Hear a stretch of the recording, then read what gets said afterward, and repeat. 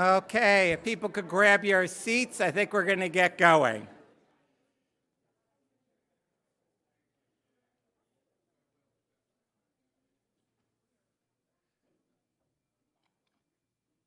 Hi, I'm Steve Nadell. I'm the Executive Director at ACEEE, and I wanted to welcome you all to our Energy Efficiency Finance Forum. Thank NYSERDA and all the project sponsors. Thank all the speakers who are going to be talking to us. We're real happy to be here, have you all here. This is our first in-person conference in 2 years now, and first of many, we certainly hope. I'm going to say a few opening remarks before turning it over to our next speaker. One thing I do want to request is that everybody, if you're not eating or drinking, please put your masks on. It's not just for you. There are some people who have immune deficiencies, people have elderly parents, kids, etc. It's to really minimize the spread. I know we're all tired of masks. Go outside, take the mask off periodically, but there is a little bit of a wave, and we don't want this to become a hot spot. So thank you. So this is the Energy Efficiency Finance Forum. ACEEE, I think as most of you know, is a nonprofit research organization, and we concentrate on three things. We do our research, whether it's on energy efficiency finance, decarbonization, industrial efficiency, et cetera, et cetera. We have education events such as this conference, and then based on the research as well as what we learned from networking and from our conferences, we do some program technical assistance and policy advocacy. Now, one of the major drivers for our work, perhaps the biggest driver for our work, is moving towards zero carbon. Climate change is really affecting us. I know I particularly hear about it from my daughter who lives up in Alaska, and for an engineering firm, and they're having to deal with melting permafrost and all of that, but it's affecting New York State and everywhere else as well. Fortunately, there's a lot we can do to decarbonize. This slide comes from an International Energy Agency report and shows a path to get to zero net carbon by 2050 with improvements in all the different sectors. The crosshatch bars are the role of things that basically are energy efficiency. So in their case, nearly half of the savings has energy efficiency. I will note that these slides and all the other slides we'll put up on the conference website. You're welcome to take pictures, but if you want the clearer copies, we will be posting all of those. Likewise, a couple of years ago, ACEEE did our own study looking just at the US. The previous ones were for the world. And what is the role of energy efficiency to help decarbonize? And we concluded that efficiency can get us halfway there. It can cut our greenhouse gas emissions by 50%, and then we have to do all the other things, decarbonize the electric grid, decarbonize fuels in industry, transportation, et cetera. But efficiency will get us halfway there, and it's generally the less expensive half and effectively helps pay for the other things. And that's across all the different sectors. Now, we were recently asked by the National Academy of Science to say, well, how much would that cost? We pulled together some estimates. I won't go into the details, but for the buildings and industry sectors, because that's what they asked about, we did not include transportation in these numbers. We're talking a total cost of about $3 trillion between now and 2050. That's a lot of money. Comes to about $100 billion per year. And hold that number for a second. Meanwhile, we have utility programs. This is the trend. Those are roughly just over $8 billion a year. Slight decline in 2021 due to COVID. 2020, we will see. We haven't gotten the 2021 numbers yet. Those are being collected now. We have the federal government, who typically has a budget of normally north of $1 billion, but lately this categorizes some of the new spending, whether it's under the ARPA funds, the EJA, the infrastructure bill, and perhaps there'll be a Build Back Better, or sometimes being called in Washington Build Back Slimmer, because Joe Manchin is slimming it down. but a lot more money. There's some details there which I won't go into. But still, that's all together. If we need $100 billion a year, all these things together are going to be 10, 20% of that. Financing is really going to have to close the gap. Yes, some people have their own capital, but a lot of people don't. So that's why work that all of you do is so important. Another driver, and we'll probably be hearing about it a bit since we are just north of New York City, is building performance standards. Those are helping to drive significant efficiency as well as decarbonization savings.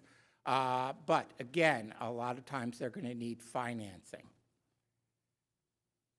And I think that, oops. So this conference,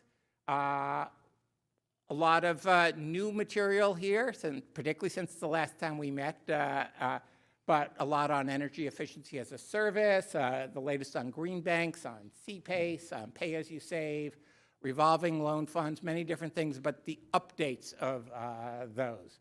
A lot more focus on equity and affordable housing, and also picking up more on transportation.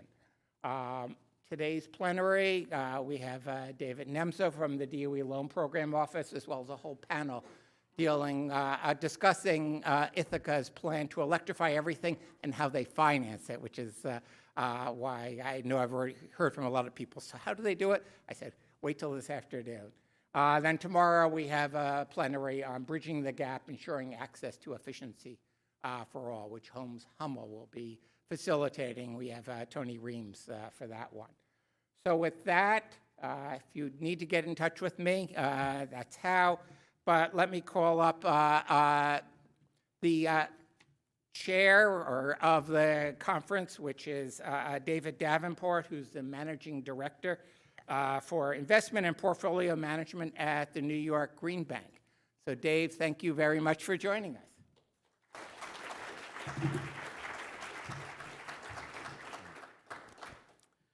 Thank you, Steve.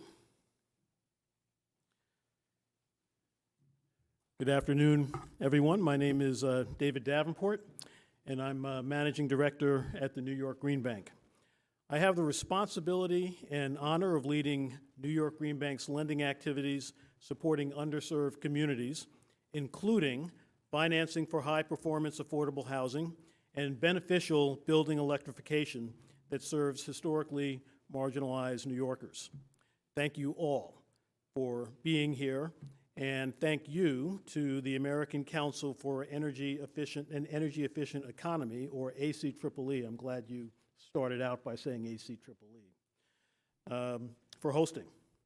I bring 30 years in real estate, finance, and government to my work at the New York Green Bank, and I was pleased to meet the ACEEE team a few years ago to work on and develop case studies of some of the multi-family energy retrofits that I worked on. And I appreciate the care and diligence that ACEEE brings to sharing stories and lessons learned to move our industry forward. I continue to be impressed by ACEEE's ability to get the right people into a room and facilitate conversations that lead to relationships and insights to drive this industry forward. This conference is no exception. New York Green Bank is honored to chair the conference this year, a continuation of our longstanding relationship with ACEEE and expanding our role in developing the content for this annual gathering and supporting the work they're doing to advance this critical industry. For those who may not be familiar with the New York Green Bank, since 2014, we've been leaders in creating the financial structures and driving the investor buy-in needed to drive clean energy and sustainable infrastructure investments to support the evolution of the grid and energy infrastructure to be more flexible, resilient, and cost-effective. In support of this mission, we make loans to projects across a wide range of technology types that reduce greenhouse gas emissions in New York State and are bankable, but for a variety of reasons are not able to get financing from traditional lenders. Maybe because it's not a technology or product that's well understood, or because the business model would require some creative structuring. or because there isn't sufficient data on how investments in clean assets perform. The Green Bank is filling that gap by providing capital to support clean energy at the commercialization stage in support of the state's overall decarbonization efforts. And New York State is home to some of the most ambitious climate and specifically building decarbonization legislation in the country, both at the municipal and state level. Our work is guided by the Climate Leadership and Protection Act, or the Climate Act, the most aggressive climate and clean energy mandate in the United States, adopting into law goals for a 100% zero-emission electric sector by 2040 and reducing greenhouse emissions 85% by mid-century. This includes 9,000 megawatts of offshore wind by 2025, 3,000 megawatts energy storage by 2030, which Governor Hochul proposed in her State of the State address to increase to 6,000 megawatts, and 6,000 megawatts of distributed solar by 2030, which also has been increased to 10,000 megawatts. As you may have also heard Governor Hochul announce in her State of the State address, we have a new goal to achieve 2 million climate-friendly homes in New York State by 2030, and a notable sub-target to ensure that 800,000 units of these homes will be low to moderate income. I'm pleased to be leading the efforts at the New York Green Bank to ensure our investments and ultimately investments across the private sector are benefiting New Yorkers in all communities across the state and supporting the rapid scale-up of energy efficiency and efficient electrification in the built environment. Our work does not happen in a vacuum. Working together with all of you, we will build the green economy and mobilize the market in support of a cleaner future. I'm now very pleased to introduce your keynote speaker for the morning, David Nimso, a senior advisor at the U.S. Department of Energy Loan Programs Office, overseeing their virtual power plant initiative. Welcome all, and please join me in welcoming David Nimso, who will share more about his work about how to drive financial market transformation on a national scale. Welcome again. Thank you.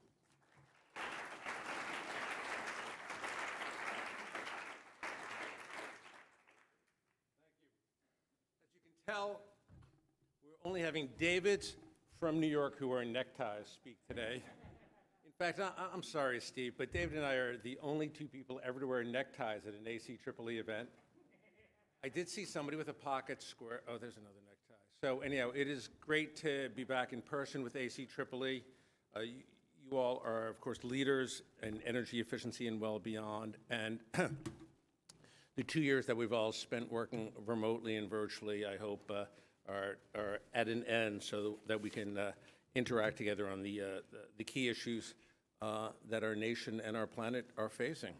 And so I'd like to talk about that. I'd like to talk about the role of finance. I've been at the Loan Programs Office at DOE for just not even 4 months now. For 6 years previously, I ran the Department of Energy's Building Technologies Office, so you'll hear a little bit of my partiality towards buildings when I talk today about what's going on at DOE, but I've been in the energy efficiency field my entire career. And energy efficiency is changing. I think we all know that. And whether you're, well, let me just ask, I'm going to ask you a question, whether you consider yourself, just so I can know who's out there, primarily an energy person, primarily a finance person, or neither of the above. And if you're both of the above, you got to pick a side on this one.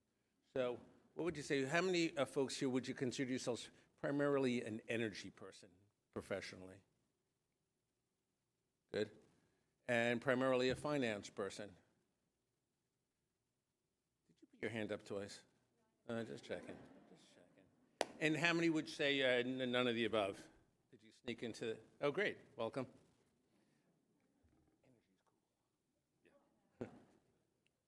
Good. And I'm an energy person, as I said. I've been doing it since I was an undergraduate, and I'm becoming a finance person. But if you ask me advanced questions, you will soon see that I am from Washington, D.C. and know how to avoid any topic I don't want to talk about. So, but let's give it a try. My office is a very dynamic office, and we got a lot going on. I am going to say this before I talk about my office and about virtual power plants in particular. I'm in an odd position, and Steve and I go way back, but I don't think you've ever heard me, Steve, in a position I used to run a nonprofit, and then I was at this government office. Normally I come and say, oh, we need more money, and don't worry, I'll get to that part. But I'm here to say we have more money. I don't think in my whole career, Steve, I think it's the first time, and thank you for giving me this opportunity to say I have money I need to spend. If you're not sitting up straight now, I know the finance people are definitely listening to me now, and I hope the energy are too.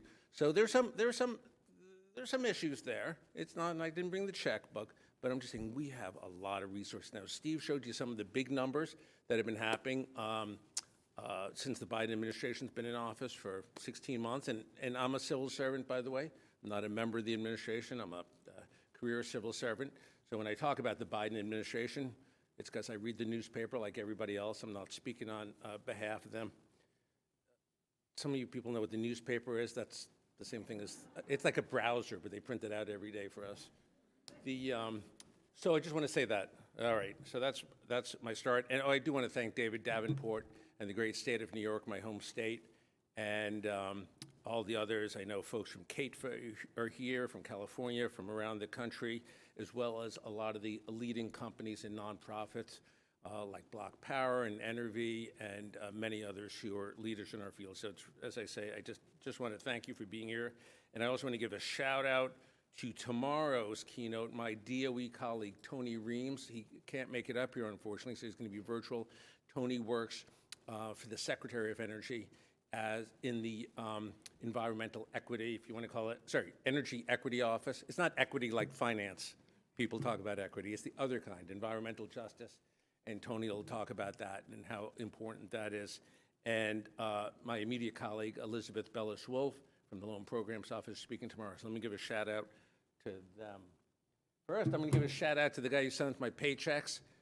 Well, it's the secretary. But after, if it wasn't the secretary, it would be the director of my office, Jigar Shah, who I hope you know is a leading clean energy venture capitalist. And he's an appointee, runs our office. And really, look, again, I'm from New York, and I have trouble keeping up with the guy, okay? He is so, puts together things in such a creative way, which is so important in our office. And I'm going to reveal something. I've been trying to, you're not recording this, right, Steve? That was incredible. But, so my office, Loan Programs Office, we've only had a couple of projects that have gone south. Unfortunately, one of them is called Solyndra. And so after Solyndra, even under the Obama administration, apparently, again, I've only been there 4 months, I'm not the historian here, everything was like not so fast Kowalski time, right? And then the Trump administration came in and tried to shut down the Loan Programs Office and wasn't able to, but nothing happened. So Jigar comes in shortly after President Biden was sworn in, he's an appointee, and boom, LPO is open for business. And that's what I want to talk about today, all this tens of billions of dollars that we haven't used for financing. We don't do grants, we do loans and loan guarantees. Has been sitting there idly. And some of the big projects like the Vogtle nuclear power plant outside of Augusta, Georgia, it's been happily using our guarantee, but they got in before that, and it's a very long-term project. But anyhow, just want to give you a sense of the direction here. So this is, Jigar says, this is this place we want to be, and then you can see our standard line. I'm just going to call this sort of, these next couple of slides, a word from our sponsor, because they don't let me travel outside the office unless I tell all you guys what we're up to. This is our metaphor. You might have seen it on my cover slide, a bridge to bankability. And so you energy folks, I won't speak about the finance folks, you know about the concept of market transformation, I hope, right?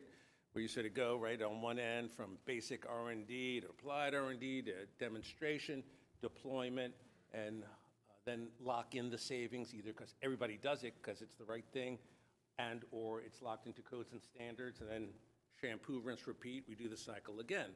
So at the Loan Programs Office, we don't worry about that whole spectrum. That's not our job. My old office, Building Technologies Office, it was. This is a different office. We focus on one piece here, and this is a zoom in on that piece of making energy, clean energy, and other worthwhile energy projects, making them bankable. We focus just on financing. We don't work on R&D. We don't work on demonstrations. We're not allowed to. We don't care. I mean, of course we care, but we're not paid to care. And so we're working to take demonstrated innovative technology. This word innovative, if you learn one thing from me today, it's how much angst this word innovative gives us. But it's to take that, work through some deployments, scale it up, but then make it financeable. We want, like all of us in clean energy who work in market transformation one way or another, whether you work for a utility or a government agency. Yeah, if you're a for-profit company, it's different. But the rest of us, we're just trying to succeed and get out of the way. Well, we're not there yet, but we are trying to get it so that these projects are financeable. If I will earn my annual bonus of $0 and zero, but I will be successful if the work I do gets it so that Citibank and Credit Suisse and the New York State Green Bank and everybody else does stuff because they looked at it and said, this stuff works, it's financeable, it's a reasonable, the risk-return ratio is positive. That's what we're trying to do here. But we have a lot of resources to help advance projects to get to that point. And so that's our metaphor. We're building that bridge, and that's what I'm going to talk about today. All right, this is like a, this is like the kind of ad you put in the subway. This is the short version of what we do. I do want to talk about all those things, but mostly that last point, because I'm here today. I hope you were listening. I'm here today because I got a lot of money, and I need good projects to spend it on. So that's what I want to talk about, partnering with all of you. So I'm going to be a bureaucrat for a few minutes and talk about our different provisions, our different buckets of resources, and they all were passed by statute and signed by different presidents, so they all have different rules associated with them. I'm mostly going to talk about one sub-bucket of one bucket today. That first one is called Title 17 in my world, Title 17 of the Energy Policy Act of 2005. Who cares? Title 17 is for innovative clean energy. This is the basis of my office, and we have 3 sub-pots within it, as you can see. Clean energy, that's code for efficiency and renewables and demand flexibility, that kind of stuff. Microgrids, fossil and innovative fossil. Different administrations have interpreted differently. In the Biden administration, it means carbon capture and things like that. And then nuclear is nuclear, but innovative. So those are 3 pots. And I'm going to say this, because I know you're all good with numbers. You wouldn't be here. You're looking at all those numbers with the billions, and you're going to say to me, hey, David, you got the numbers wrong. How could clean energy have so little and nuclear have so much? You must have made a typo. Yeah, not a typo, mate. So that's the world I live in. If you have any concerns, well, Senator Dominic, she's gone. He wrote this bill. But talk to Nadel. Talk to Nadel and have him work with you, talking to your congressmen and senators if you think these numbers are a little askew. Then we have a second bucket of money, a whole different statute that was passed during the crisis after 2008 to help the domestic auto manufacturer, called Advanced Transportation. This mostly is that first piece, manufacturing. If you want to build an EV battery factory in this country, and right now GM, Ford, right, and Rivian, excuse me, a lot of companies are doing that, but we can help you with manufacturing. If it's deployment, that bucket can't do it. You got to go back to the first bucket. I'm going to focus, don't worry, there won't be a quiz. I just want to give you a sense of the broad thing.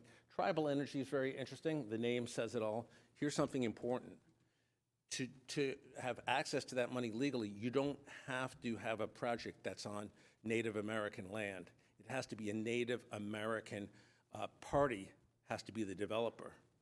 And I'm not a lawyer, and I don't know the exact rules of that, but that's a key point, that if you have a partnership, or better yet, a project run by a Native American corporation, they can secure money there. And not only are these different pots of money, they have different rules. That first pot, the one I'm going to talk about, has the most rules and is the most restrictive. The others are easier to work with. So if you can be in the second or third, generally speaking, you want to be. Most of us, this stuff, efficiency renewables, is in the first. Here's where we are so far as of last month. We've had, and this has gone up since April, I promise you. I have it in my inbox to prove it. We've gone up over $80 billion in requests. We don't have $80 billion right now. We're getting over an application a week. And again, some of you in this room have applied and are in our process, and you can talk at the coffee hour. I won't share who they are. And we have these active applications, and you can see where people are asking for money over there on the right. Again, I'm going to focus on virtual power plants, but there's some other renewables, et cetera. That's who we are. Okay, here's the thing. So I'm zooming in now on efficiency and distributed renewables. You got 4 things you have to do just to be eligible. If you can't pass these 4 tests, love you, good luck, God bless you, can't help you. Okay, you ready? Has to be in the United States of America. Okay, fair enough. Taxpayers are footing the tab. Doesn't have to be an American company, by the way.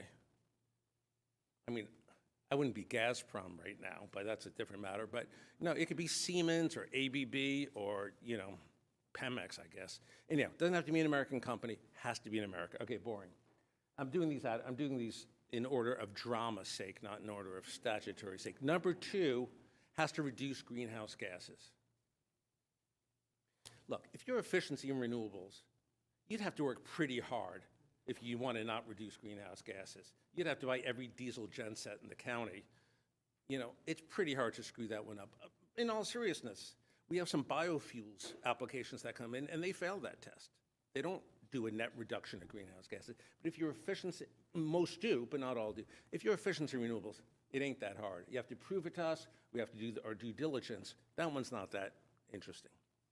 All right, I'm going to skip to the 4th one, save the 3rd for last. The 4th one is the taxpayers have to have a reasonable chance of repayment. That seems fair, right? Now look, if you're a AAA project, if you're super solid, if you're Davenport Enterprises, I assume you have a side gig. If you're Davenport Enterprise, if you're AAA, come talk to us. We'd love to provide you financing or a loan guarantee. But you know what? You might want to just go to Chase or Citicorp or Goldman Sachs. I mean, if you're AAA, you probably have a lot of choices.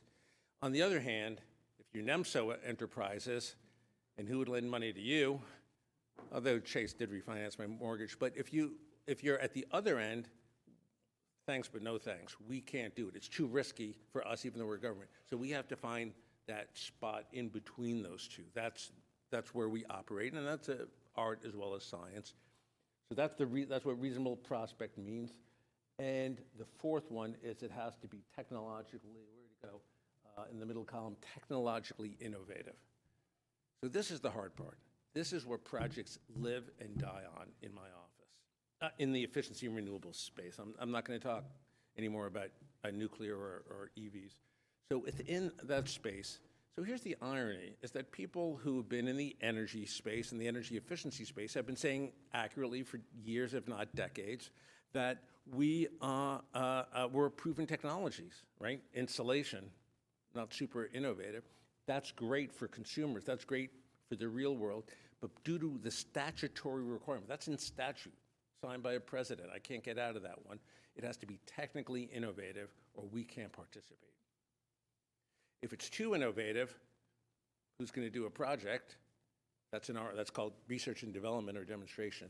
So it has to be innovative enough that it passes our test, the statutory test, but not so innovative that you can't get other parties to be part of it. So that's the interesting part of it. It has to be technically innovative. If you have an innovative business model, great, good for you. That's a good thing for the world.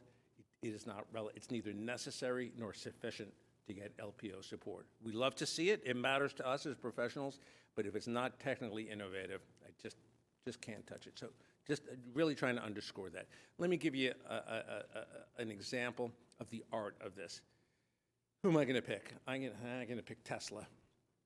Tesla, in fact, LPO gave money guaranteed money to Tesla early on to build its early factories. Tesla paid back in 3 years.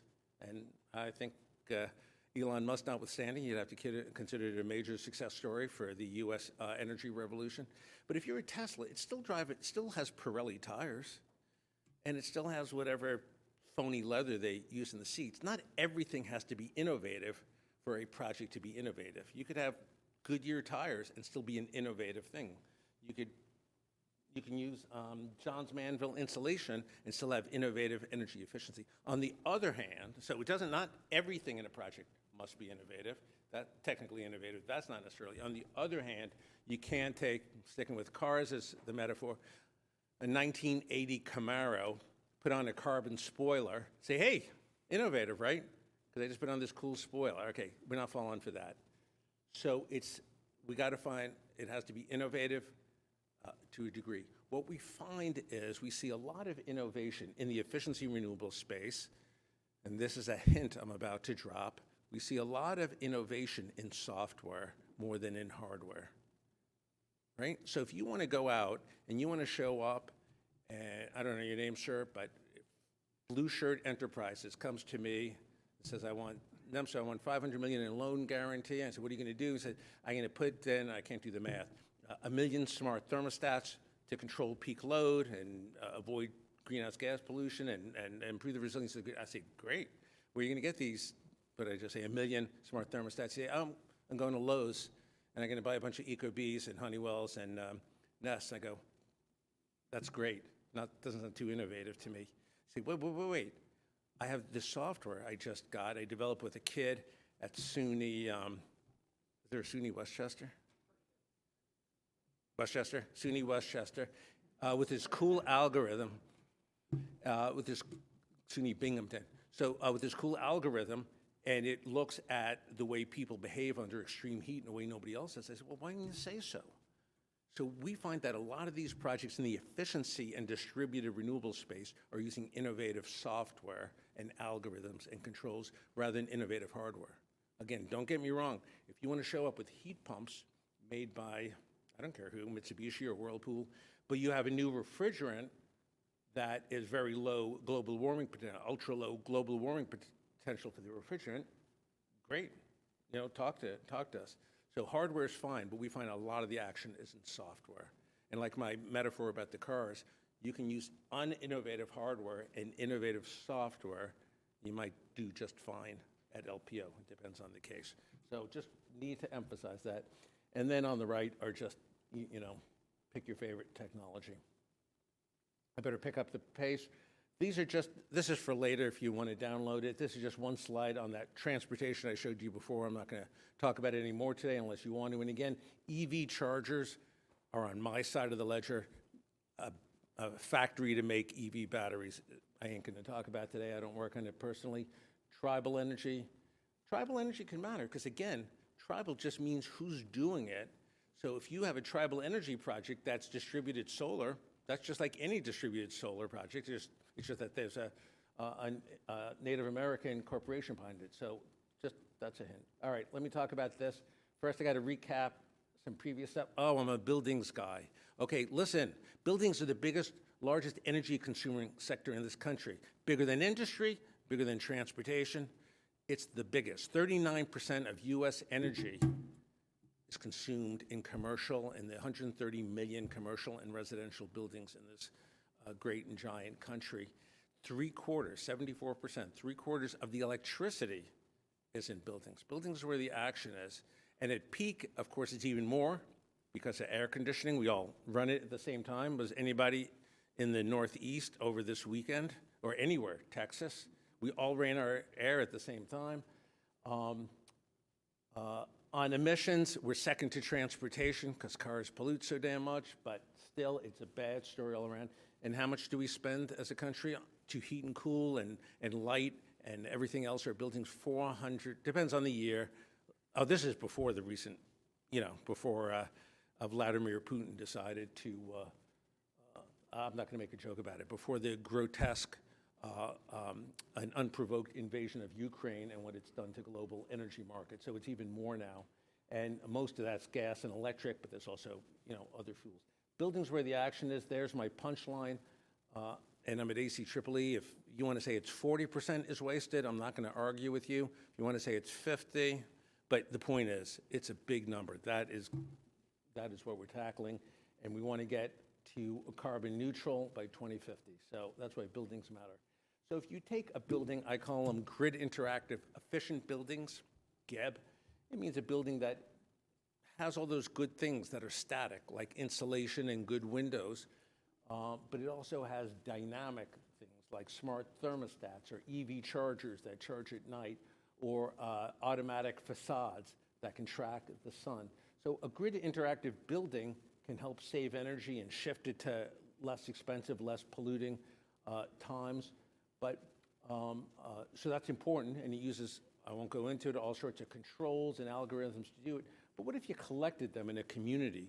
Could you get economies of scale? Could you get a business that now says, I'm not going into the Davenport household because the customer acquisition is too expensive, but I'm going to table 7 because there's enough there to do business. That's a model. So this is what I worked on my old office called a connected community, but we're going to up it. What if we had a bunch of connected communities? And they don't have to be geographic co-located. In fact, I don't think they should be. What if it was a virtual power plant? What if there was so much rooftop PV and EV chargers, smart thermostats, so that it acted like a virtual power plant? And a virtual power plant's a relatively new term in our field, and I suspect no two of us would have the exact same definition of it. But I'm just going to put forward, for my purposes, a VPP, a virtual power plant. It's a collection of distributed energy resources that are big enough to act like a power plant, to be utility scale, and of the quality that a utility or a grid operator can count on. But they're virtual. They're connected through the internet, through signals, through algorithms. They're not in one place. So that's my definition of a virtual power plant. Could they be a bunch of diesel gen sets spewing PM 2.5? Sure. I think that passes the virtual power plant test. We want to create a world at the Department of Energy where a virtual power plant is built from a distributed efficiency and renewables and storage. And again, they don't have to be physically co-located. They have to meet the needs. And that's what I work on, and that's, we're going to talk about this. And this is probably familiar to you. They could peak shave, they could peak cut, they could be general purpose energy efficiency. They could be, a lot of folks don't care about the peak or energy. They care about being off the grid, whatever turns you on. This is too hard to read, but the point I want to say is to build a virtual power plant, you need a lot of players. It's not like, well, just like a traditional plant. You need fintech companies, ones who can provide virtual, can provide financing and virtual platforms to do it with. You need an aggregator or a developer. If you want to call yourself an aggregator or a developer, those are different, but it's the same category. You're going to have to work with different manufacturers. You know, do the utilities have to be involved? Well, somebody has to offtake the electrons unless it's efficiency, but I will submit we want utilities involved, hopefully in a supportive way, as well as regulators and et cetera. So these are the different players, and this is what we're trying to do at the Loan Program Office, is serve a convening function and get projects like this. At the end of the day, my office isn't, oh, I got one ahead. My office isn't a policy shop. We don't write white papers, or we don't do research and development. Well, we do write white papers, but nobody reads them. We're not a policy shop. We're an application shop. Anybody here work for a PUC or have in your career or a regulatory body or a financial regulator? It's similar in that you wait for an application. And I can say all I want in meetings like this, and my boss can, the secretary can. We can direct people. We can guide them. We could coerce them. We can say, you sure you can't do it more like this? And we do all that. But at the end of the day, somebody is applying for a loan guarantee from us, and we can only say yes or no, or we'll give you half. And so that's why it's important. We want to get projects like this, projects where people like this get together, optimize it, and then we can happily write a big check to it. But at the end of the day, it's the applicant that matters. And we worked hand in glove with applicants to help them out, and also to try to coax them a little bit. All right, if it's so great, why isn't it being done all the time? That's familiar. So You know, honestly, maybe it's my personality, but I could have had a couple of slides on all the challenges. This was keeps me busy, and I hope keeps all of you busy helping us. It's expensive to acquire customers, of course, when we're talking about small numbers. I think you can read this for yourself. I'll just highlight a couple of them. We want to make sure that the rating agencies know what they're doing, and they don't. I think you'll hear later from the experience. Sean Williamson, my colleague at DOE, I think will speak about the work that Berkeley has done, showing that the rating agencies are being too conservative, and that loans perform better than they think they are. The third bullet, very important, especially for this administration, making sure that low FICO people, which often, but not always, correlates to lower income people, not a perfect correlation certainly, can participate in the clean energy revolution. You got to get these things to talk to each other, and our colleagues at CATFA, as well as others, have a lot of experience on how to make divergent data systems, both financial and energy data systems, behave, so it's one power plant. The next one's code, right? Supporting incumbent players in the energy industry. Again, I will submit, and we could have a beer and argue about it. I think the utilities have an important, key, and helpful role here. And maybe you've worked for utility, maybe you've done battle for utility. I've done both. But I think they can be very helpful. We're working, in fact, at LPO, Loan Programs Office, with some of the biggest utilities in the country who, I'm not free to share who they are, but some of the very biggest investor-owned ones that want to bundle up their finance programs, the ones you'll hear about for the next 2 days, in a way that we can guarantee it. If we can do that, that will lower their cost of capital that they can pass on. It lowers their risk, so their CFO is happy, and it'll lower their cost of capital, which will lower it for the ratepayers. So I think the utilities have potentially a good role. FERC Order 2022 is on distributed resources.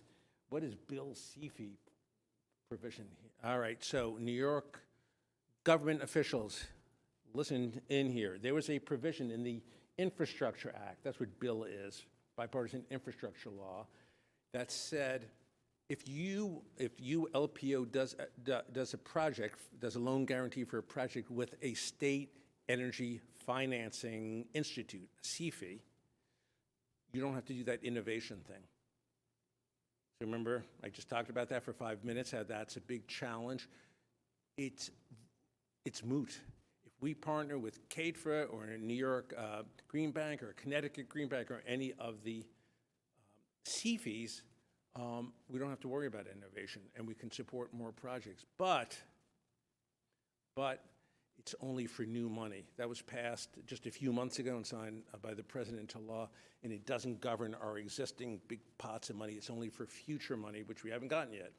But I'm excited about that, as you can see, because for efficiency and renewables, we don't need innovation. We love it, we want it, but there's so many great technologies out there.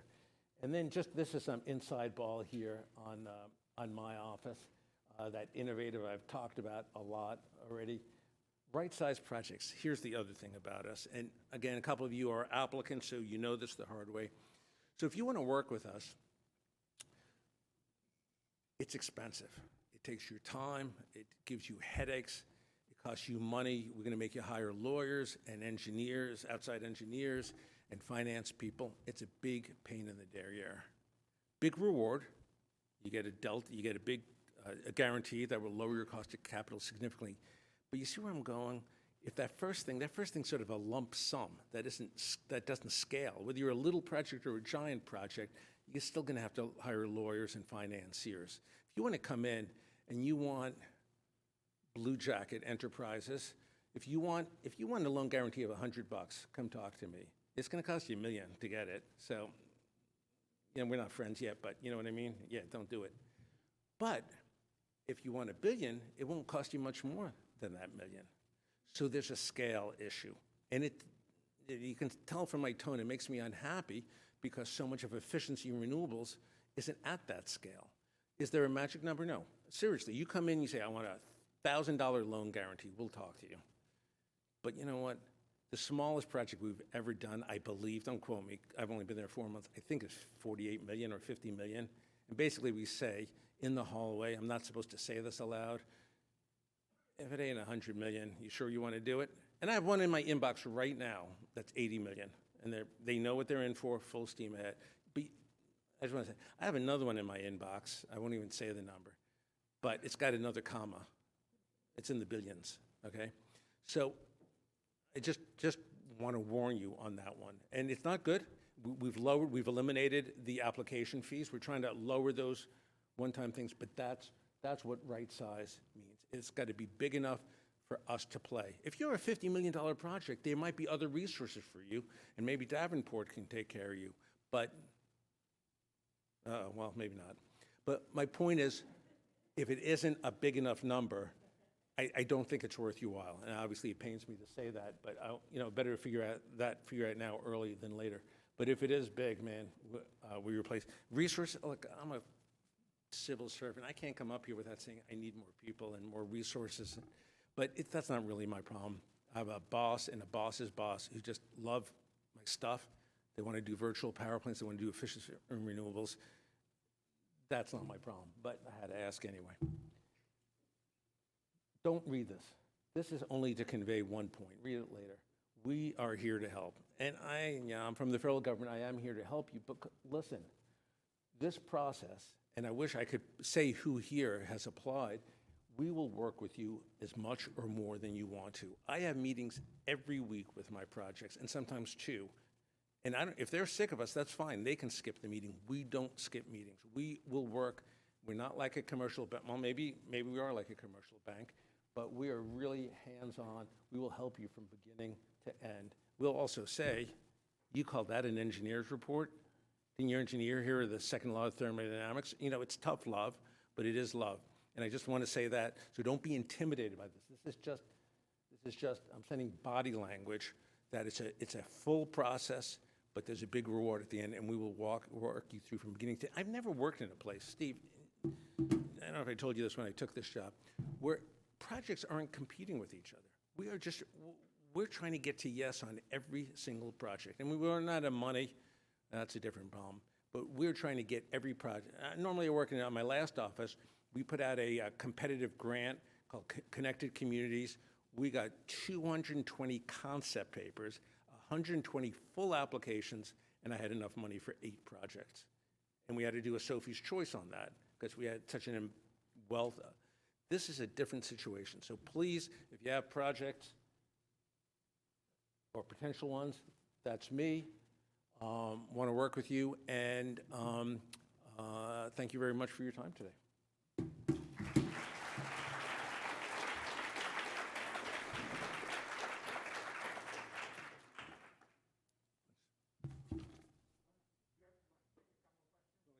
Sure. Anybody want some money? Steve, should I holler at folks, or are you gonna? I'm gonna have trouble hearing you up here.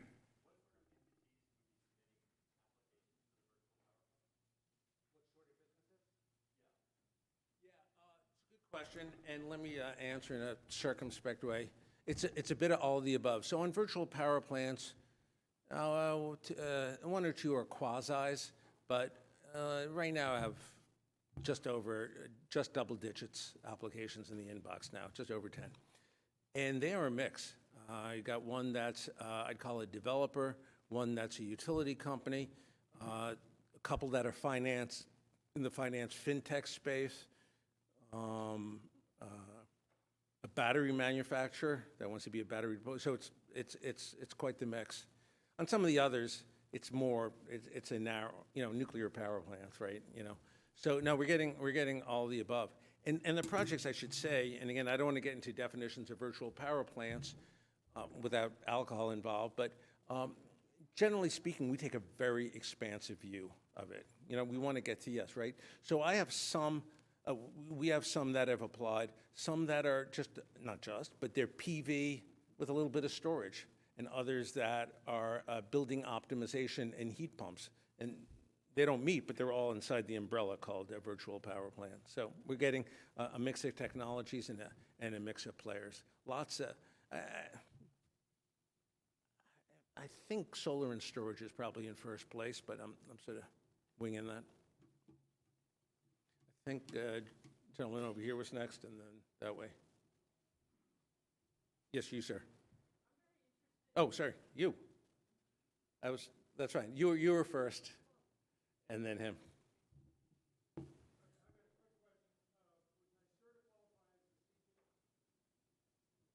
Sorry, I can't, there's a. So, that was, the CFI legislation, the bill was just passed a few months ago and signed into law, so we don't know who qualifies. So, okay, now, if I ran the zoo, and I don't, I'd say, okay, let's, again, take CATFA, take Connecticut Green Bank. That's, to me, clearly they do. Though there are some, and the National Association of State Energy Officials, we've heard from them, they say, I want to say 44 or 46 states, including New York through NYSERDA, have some kind of finance. Their energy office has some kind of financing authority, so therefore 44 states have CFIs. But we haven't worked it through with the lawyers and all that yet, so we don't know the answer to that. Again, there are many of us in the office who want to have expansive answers to all of these, but God in her infinite wisdom invented government lawyers, so got to work that out.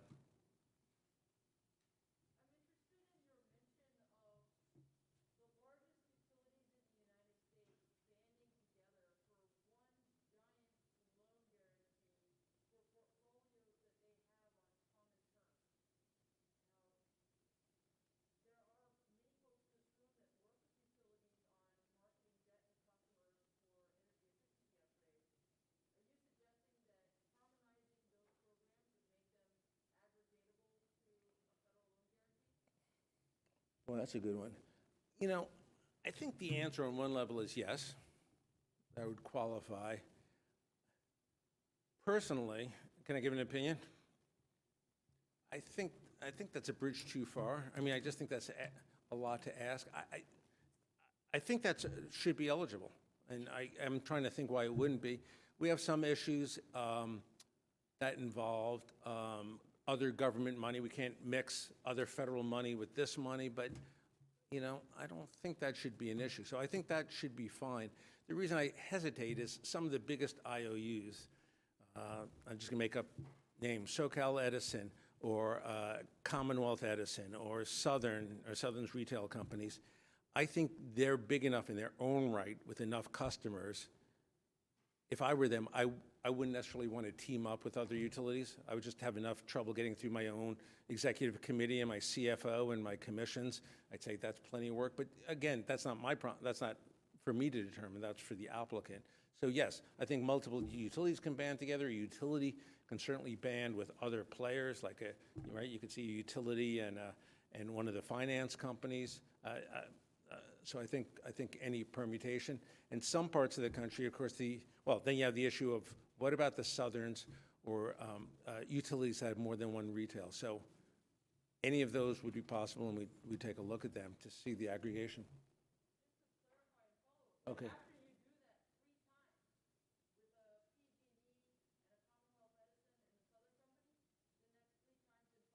Oh, I'm sorry, you were asking about the innovation part. I thought you were talking about the utility aggregation.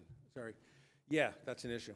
So something has to be technically innovative. You heard me say that. That's in the statute of the United States of America. Okay, till there's a new law that's inflexible. We have interpreted that in our regulatory authority to mean no more than 3 times in the last 5 years. So your point is a good one, and we don't know the answer to that yet either.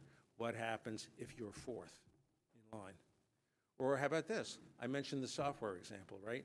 What if all of you at your table are all hardware people, and you each decide to use the same software? And that's innovative. Well, the first one gets through, second one gets through, third one gets through, and then like, uh-oh. And we don't have a good answer for that yet. But as of right now, yeah, it's 3 times in 5 years, and in the United States, by the way. So it's somewhere else. Let me turn to, oh, I think they're gone. Somebody had a question there? Yes, sir.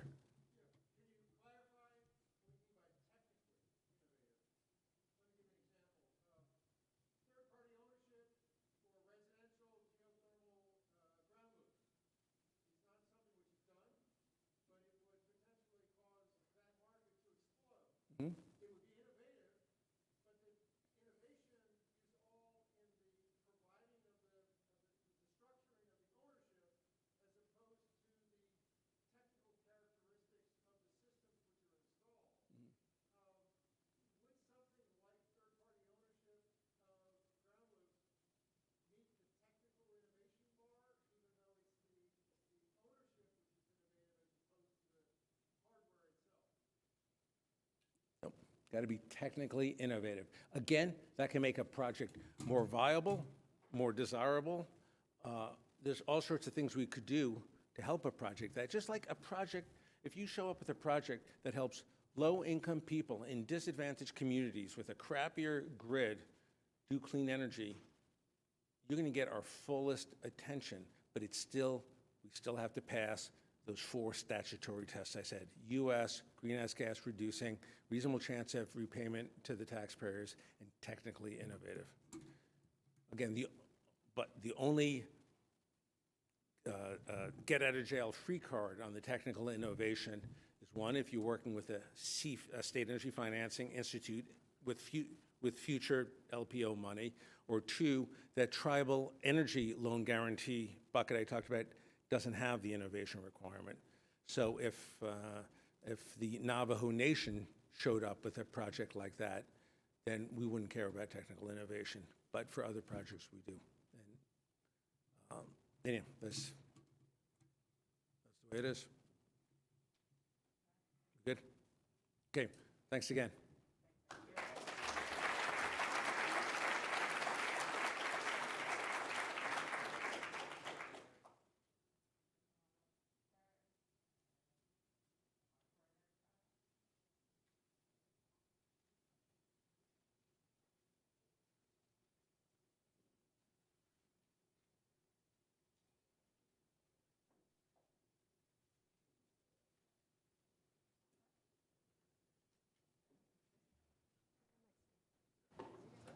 I think I'll stand so I can see.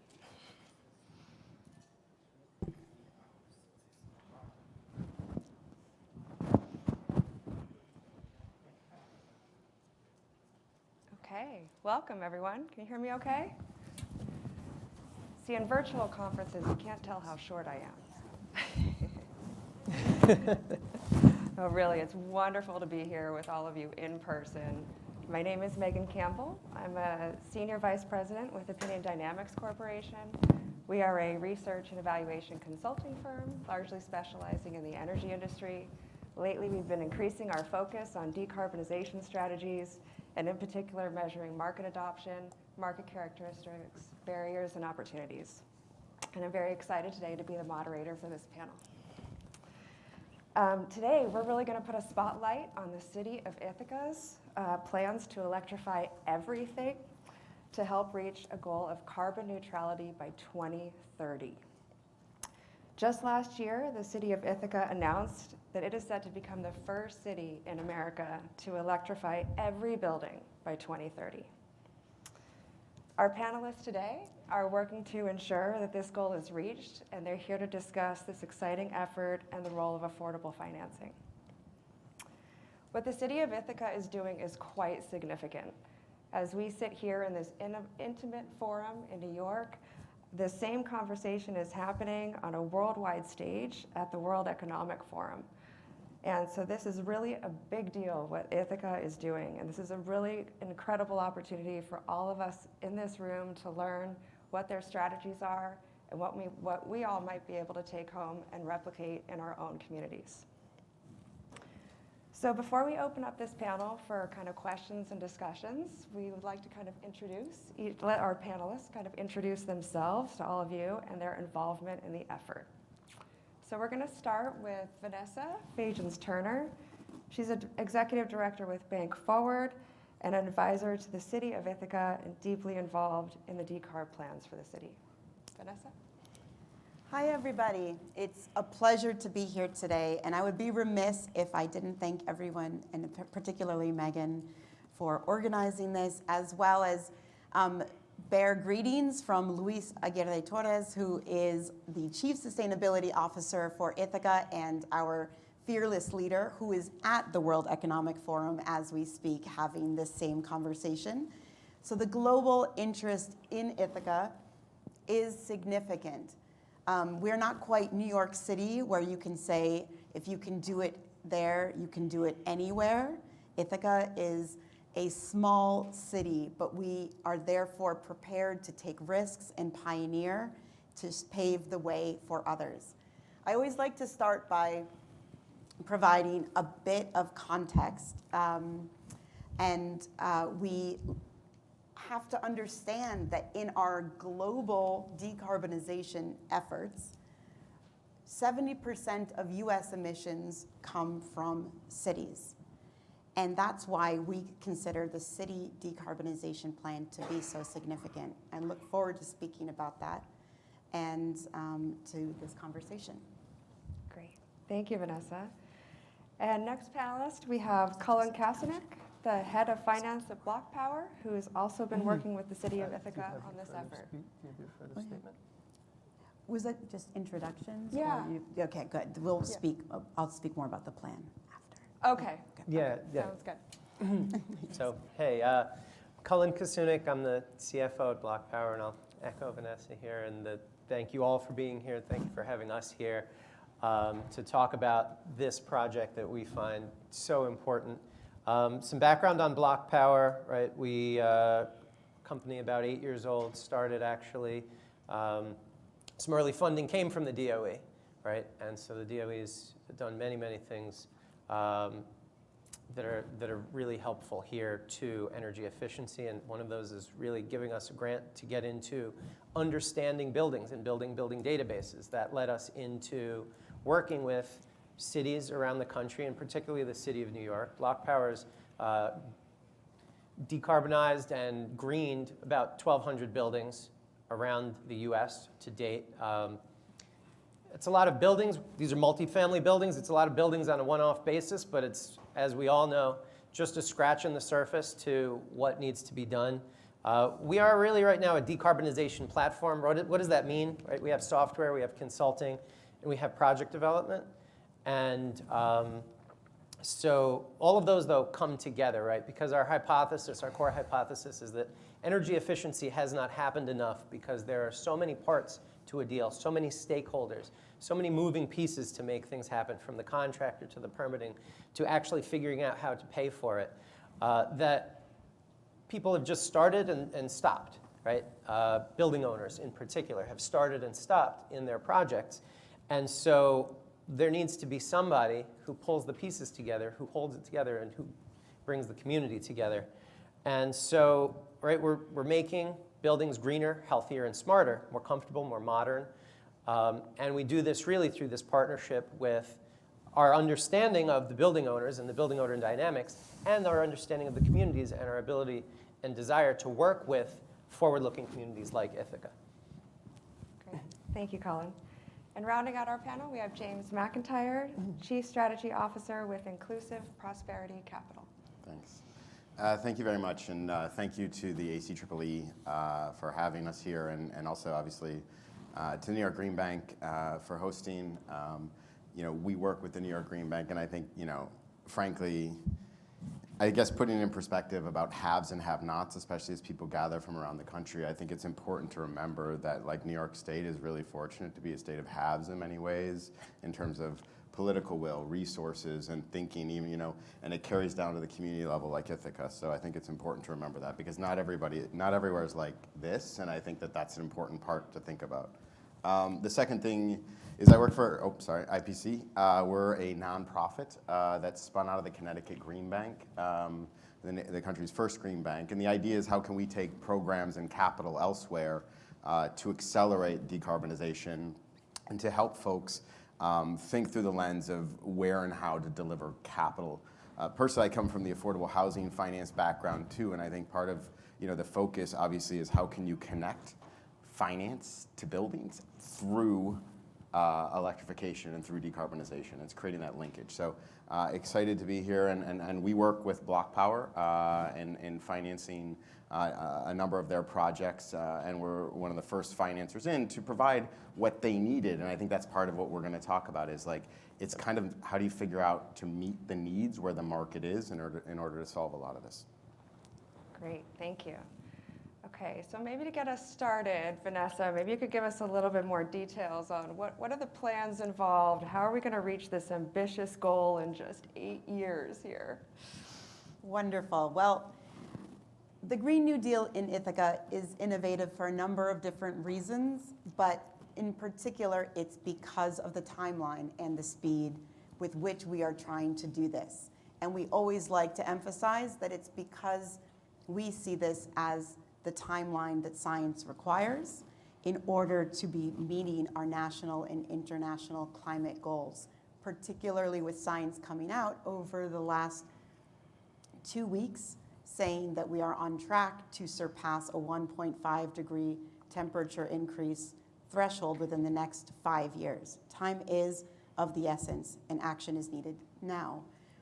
Ithaca is approaching its 2030 decarbonization goals primarily through looking at its largest sections and areas of emissions, which it relates very much on average, on par with the national average, which we just learned about as 39% from buildings. Ithaca has approximately 40% of its emissions coming from buildings. Its building stock is relatively unique in a few ways, which we can discuss as one of the challenges and opportunities we have.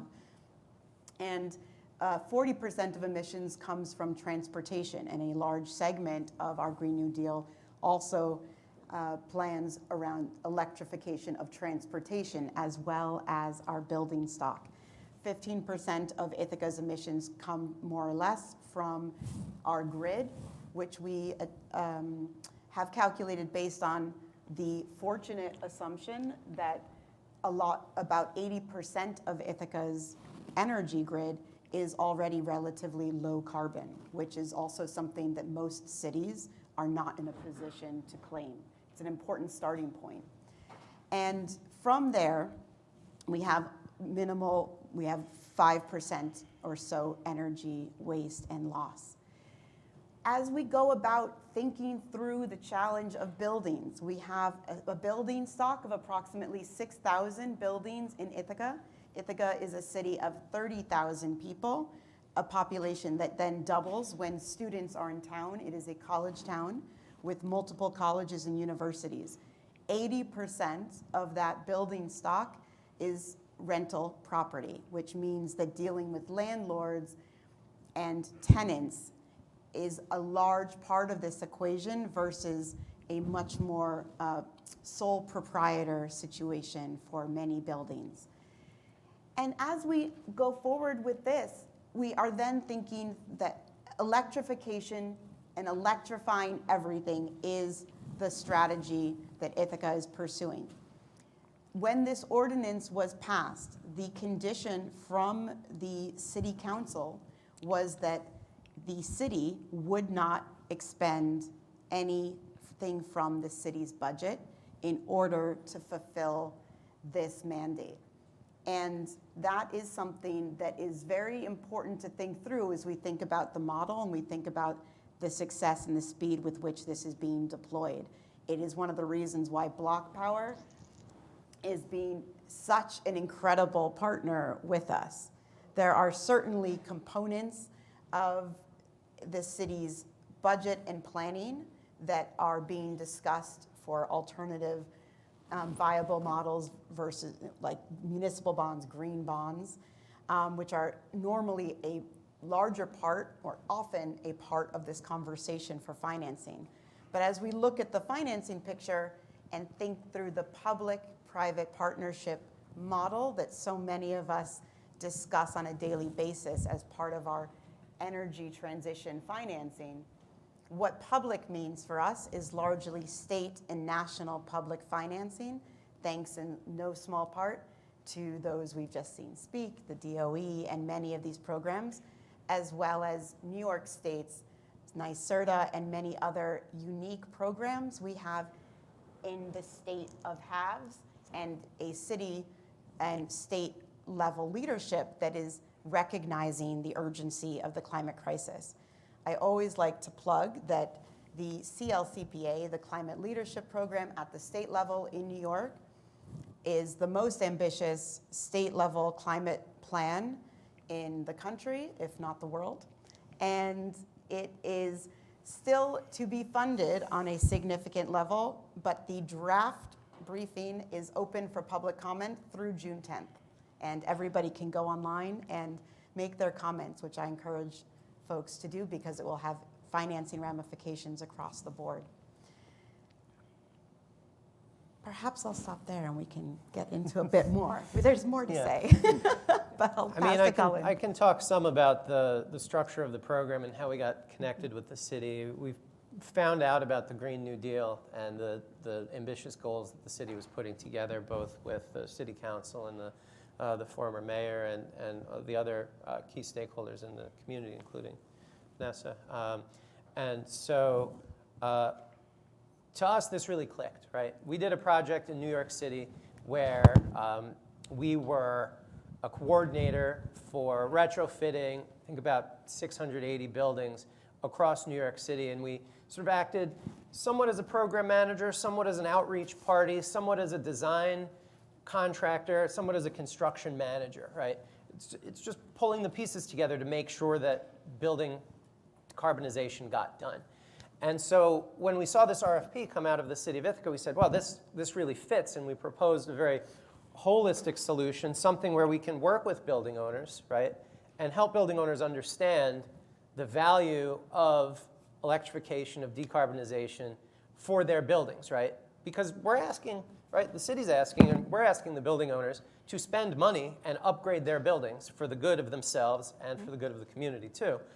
And so that needs to be designed, right? The actual solution at each building needs to be designed, and it needs to make sense to the building owners. So that's a big part of what we came in to help with at the city level, right? The city, in turn, brings a convening factor.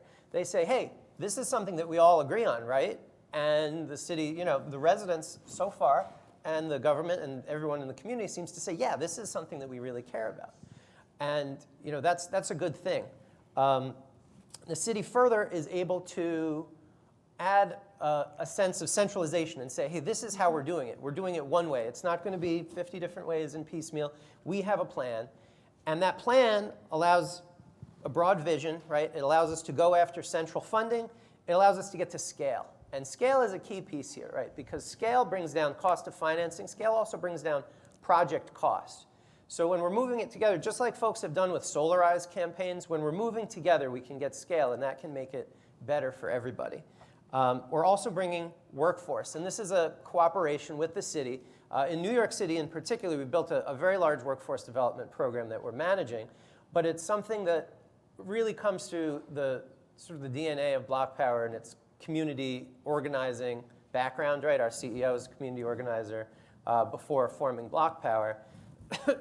And bringing all this together and bringing the community together so that we can get folks working in the community, and then those folks can start to help all of the existing contractors locally to build all of these projects, because there are only so many contractors, right? We need more people, and we need more people who don't yet have the skills to come up to speed, right? This is an equity issue, not in the financing side, as we were saying. This is an equity issue, giving people who are going to live in the community access to help build their community. And that also ties into the other LMI goals. And as Vanessa was saying, right, some of the funding comes from foundations. We've already gotten support from the Kresge Foundation, also from NYSERDA to help bring the cost of interest on the debt that we're utilizing down. And so through this sort of cooperation of convening and implementing, it's really a model that works well for municipalities, also utilities, to bring these two sides together to get a whole product solution, right? A whole solution to how can we actually get people to move and move against an aggressive goal. Great. Maybe if I can add one thing that can tee up a bit on the bigger scale of how we do make this inclusive. Ithaca's primary goal for decarbonization is to be working towards climate justice objectives, which means that Ithaca is very mindful that the upfront costs of decarbonization are prohibitive to many in the community. And where we are looking at that from a financing perspective has been, how do we mitigate risk, not only operating at scale to do things like lowering the cost of capital by working with partners who can provide lower interest rates, but how are we mitigating risk for lenders and working through scale in risk mitigation portfolio models. So we have created in Ithaca an aggregate model which combines individual households and building budgets for retrofitting and electrification in a new asset class and that models something like a portfolio model and provides an aggregated portfolio that we can therefore securitize and shop for financing. And for us, it is really important to be doing that upfront and not doing this piecemeal with those who can pay upfront, because so many of the higher costs are borne by the lower income communities, particularly in Ithaca, where energy infrastructure is already on the lower quality end of the spectrum. Many of the power sources need much more upgrading, et cetera. Yeah. So just picking up, I think one of the things that's kind of, I told Luis when we had our calls, like I think is brilliant about what Ithaca is doing is that they are using this idea of convening power, and they are looking at it from a holistic approach, because you know, I'm not a mathematician, but if you think about the impacts of climate change, it reminds me a lot of, if you think through the lens of the chaos theory, which is if a butterfly flaps its wings in Japan, it can cause a storm in New York kind of theory. And if you think about carbon pumping into the atmosphere, it's creating significant more volatility in the system, which is making the cost of the storms bigger and more volatile. Well, guess what? Those things have costs, right? You know, if we take the present value, thinking in a math term, of like every hurricane season going forward and just focus for the next 30 years, and as a country use that to create resiliency and change it, we could actually solve a lot of this. But Ithaca's actually taking the step of looking at this holistically, and I think it's this idea of, they are bringing approaches, a friend of mine, for example, and this is like what's not on the table right now, but it's seeing revenue sources that are so far in the future that like how can I bring these forward? I mean, there's a friend actually who's working with Cornell, actually it's called Groundwork Data, where they are looking at utility corridors and saying it costs $1.5 million per mile to maintain natural gas pipelines. It's like, why do we want to pay this forever? Well, it's thinking about the long-term liability that's already sitting on your balance sheet, and how can we bring that forward, knowing that in fact what we are doing. I mean, New York City, actually, it's really interesting, is that like that's on your radar because it's called Local Law 97, and you're about to have a massive penalty coming, and you're about to be fined based on your carbon usage, and you're going to see that in your operating budget. But it's about how do you transition it and have a city that can sort of look holistically, use its convening power. And I think the political will aspect, the fact that you have a mayor, and the fact that you have a sustainability director, and the fact that is willing to use technology solutions to holistically try to solve this. I mean, we at IPC, we're a lender, right? We spun out of the Connecticut Agreement. We have capital. We have our own capital. We work with other people's capital. But the idea is we're looking to de-risk. And part of it's because we have data. Like, we just use data. Like, we just use data better than other people in some cases because we have spun out of the Connecticut Green Bank, and they have 10 years of historic data, which the Lawrence Berkeley Lab, for example, study on single family was written about our Smart E program, which was developed in Connecticut with Michigan Saves and is now rolled out around the country. But this is looking at how, in fact, you can understand what's the charge-off rate. Great, now I can model what the risk is, now I can structure it, and now I have a financing vehicle that can do things at scale. And that is changing it because that's where the capital markets sit. They sit in senior financing, mezz financing, and that's just a function of risk and looking at cost structure of being able to transform communities using techniques like creating efficiency and transformation in grids. What's the value of the virtual power plant to the community? It's got a lot of value. I live in Western Queens where children are being polluted constantly by a peaker power plant that sits in Western Queens. You know how you get rid of peaker power plants? Virtual power plants. And that is how we can change things, and I think it's beautiful what Ithaca is doing, because I think that approach is where you create the scale. And one last thing on this, and I think this is the perfect, the way I always view this is, if we think about the mortgage market in this country and what FHA did in the 1930s and what Fannie and Freddie have done through the course of time to create liquidity, and to this idea that asset values, yeah, you know what, you get an appraisal, right? And we're gonna let you borrow against that. Why is that any different than an energy audit? Why is that any different than an energy audit? But what we don't have is a GSE for energy lending.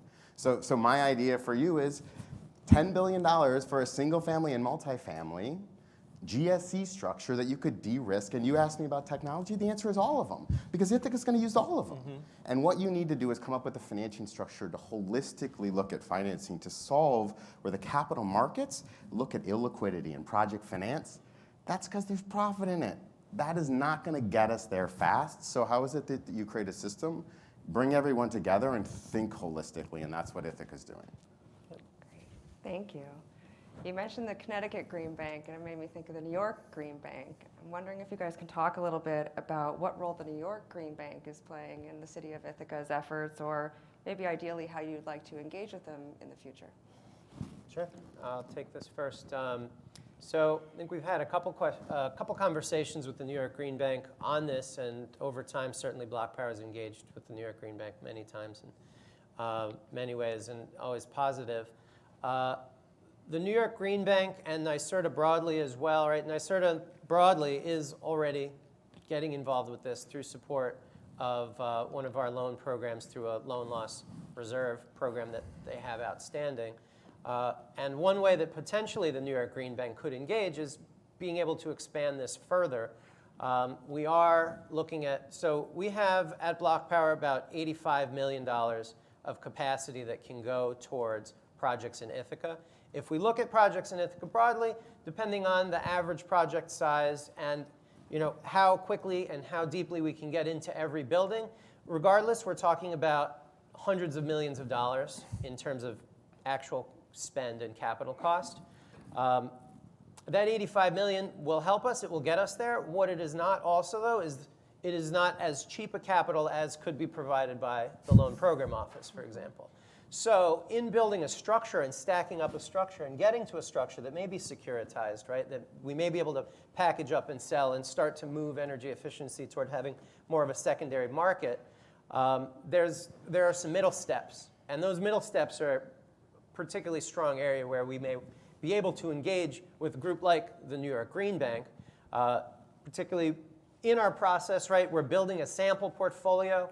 All of our financial providers are asking us, what does this portfolio look like, right? Are you doing single family? Okay, what do the FICO scores look like? Are you doing multifamily? Okay, what does that look like? How many of the folks on the commercial side that you're bringing in are investment grade? Because ultimately, we may need to get something bond rated. And doing that, right, getting something bond rated if you're bringing in lower than average FICO scores, and if you're bringing in more uncommon credits, like even multifamily building owners, right? They're not rated by S&P. They're just a multifamily building owner. But millions of these transactions are done all the time through community banks and federal credit unions, right?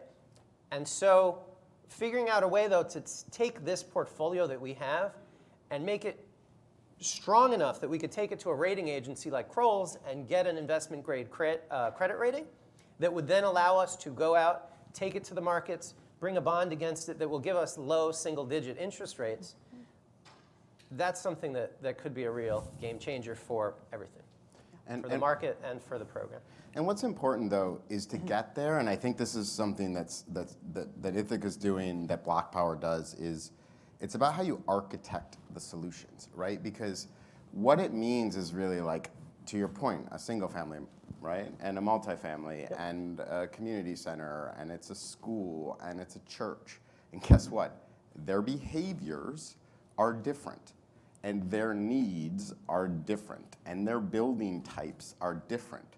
And if you think about it too, like from a loan perspective, they also perform different, right? Like some people are in the like a developer for a Different risks. multifamily building is going to be in and out as fast as any customer you can imagine, because whenever they find another source of capital, they will refinance you out. But that's just it. A single family person where you're providing long-term value, and it may wait till they have a real financing event. Some may, you know, and it's different terms. And I think this is the point I asked Colin about when we were sitting down is like, what is the useful life, right, of the technology? Because that's how people think about this. You know, a good friend of mine actually was the CFO of DC Water when they did the 100-year bond down there to fund their green infrastructure. And it was taking the viewpoint of like, we are funding a 100-year asset for the community. Like, why do we not take a 100-year viewpoint from the financing perspective?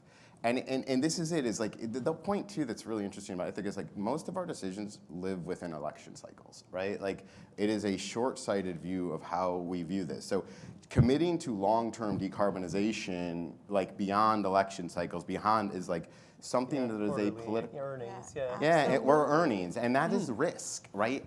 But at the same time, it's risk, but it's not risk because it's de-risking communities at the exact same time. You are taking out the vulnerability of your poorest residents from having energy insecurity, right? You are taking that line item out of your budget. You're de-risking yourself. You are doing things that, like, looking forward at the impact of what you're doing has so much value. And so that's why Ithaca's plan and looking at holistically is you can't do it other ways, because otherwise you're just going to end up on a project finance basis, and we're going to sit here in 2030 and be like, we wish we'd come up with a more scaled, and I think technology is a huge part of it, right? Because like we're using a company called Dynamex to do using artificial intelligence to look at a bunch of buildings in Buffalo for the Buffalo Accelerator. We can do 800 buildings at a time and understand addressable opportunity. A company called Cadence 15 in the city is working on, you know, looking at even assigning utility incentives in, but can you do a digital energy audit, digital IP&A at zero cost to a building owner? You know, what Block Power is doing is like beyond innovative. Think about 10 years ago, like that idea of looking at that entire city of building stock, like that is so innovative. And so it's how do we actually support those innovators who are looking at that eye towards scale, because those are the things where and how we get there faster. Yeah, to put a point on it, part of what we are bringing to the city of Ithaca is the software we've developed that does allow us to do remote site assessments with basic information about a building based on other information at other similar buildings. And as he was saying, it's an instant building report that can, you know, go right on the screen after maybe a 10-question query. And that really gets to the value, though, right? What is the value to the customer? The value, first of all, being able to understand what the opportunity is at your property. The value to the city, being able to have all of the community understand what their opportunity and what potentially, if they're concerned about it, what their burden might be if they really want to help on this. And it gets to the other levels of value, though. I mean, you were talking about looking at this on a long-term basis, right? The air source heat pumps that are the common technology for HVAC that we're installing are 15-year asset lives, right? But as a system, if you're installing a bunch of mini splits, you can't imagine that all of them are going to fail in 15 years. So you can start to think about a portfolio effect and having a longer approach there. And also you can start to think about, well, if we're installing this and we're thinking about all of the installation cost versus the replacement of the system, you can even think of it longer, 25 years, right? What does this get to the thing that everybody always asks us? What is the savings? How much is the customer going to save? And I think we all know in the room here there's a lot more than just savings at play when we're talking about electrification, yet that always is a key element of the discussion, right? So of course, stretching out the payments increases that aspect of customer value. Having a longer-term relationship also gives the building owners the value of knowing that their system will be working in place for that time. It gives the community the value knowing that the decarbonization will be there for that time, and the health impacts will be there for that time. So it's very important that as we look at this, we really do try to capture all of these externalities into the value that we're presenting. But stretching out the duration of it helps on all of those. So, And I'll just sort of add that on a very local level for Ithaca, which may not apply to all, but there will be many circumstances like this for others. FEMA has just redone many of its emergency maps, particularly its flood maps. And all of downtown Ithaca, which is now in a flood zone. This was previously just a small portion and sliver. It is now entirely based in a flood zone. And this is impacting property values. It is a trickle effect. This is not, very few reappraisals have happened since this flood map came out a month ago. But what the case I have been making with Luis and others is that this is an opportunity to speak with individuals and homeowners about how to invest in their homes and partner with Block Power and others in a way that reinvests and increases your home value over the longer term in a way that then offsets the loss in any loss in value that comes from being in a flood zone and in an area that will require flood insurance. These are now sort of complementary kinds of conversations, and ultimately you can talk about energy security as well being enhanced once you're talking about electrification. All of these come together, and finding that holistic way of discussing these issues for homeowners and what I call the community value proposition, which is the climate value, the public health value, the financial value, all of these ways that benefits accrue to those who are participating in the program. Making that case as strongly as possible helps to make the holistic net present value argument much clearer. You know, Mark Carney, who's the former chair of the Bank of England, referred to this problem as the tragedy of the horizon, that central banks and of course Wall Street and other banks are operating on their quarterly reports for Wall Street or their inflation reports, and of course on election cycles, which are 4 to 5 years and are not long enough to be making long-term investment decisions. Anything we can be doing, and that's where I think the public component of the partnership really has to come in to safeguard and incentivize or reduce the disincentives for operating on shorter timeframes for risk assessment is very critical. and I think it's important to think about too the community element. Folks, right? People are elected every year. Companies change strategies every couple of years, quarterly earnings. The community aspect, people live in their communities for lifetimes, right? Generations. And a building owner, they could take our word for it. They could take the community leader's word for it. But really, taking the word of other folks in the community is what drives this change. And having a partnership between a company that's covering some sides and the community leaders and government that are covering the other sides, that's what gets the community engaged, right? And when the community members start talking to each other, then they can really trust this, because those are the ones who, frankly, right, the government is representatives and the business owners want to implement their business vision, right? It's the community members who are the real stakeholders here, and part of the challenge is getting them engaged and energized. And so by having a vision and a solution, we can do that, right?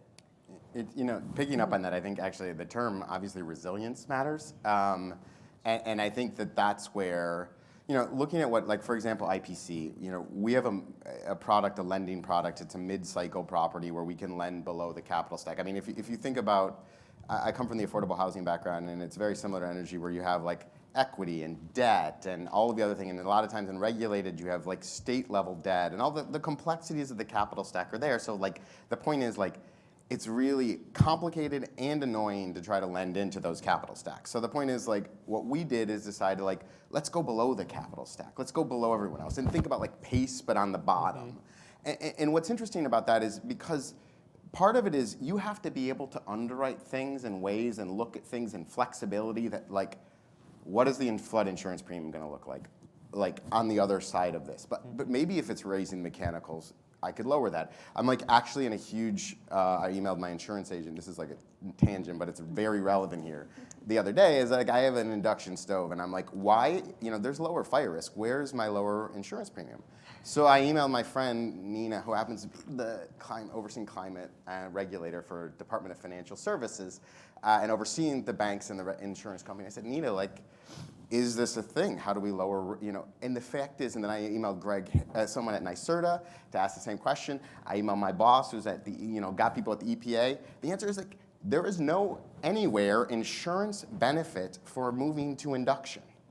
And yet the fire risk is dramatically lower. So the point is that if we want to get there, we have to think through real, and this is like my bone to pick that I'm just like going after this because I'm like, this is ridiculous.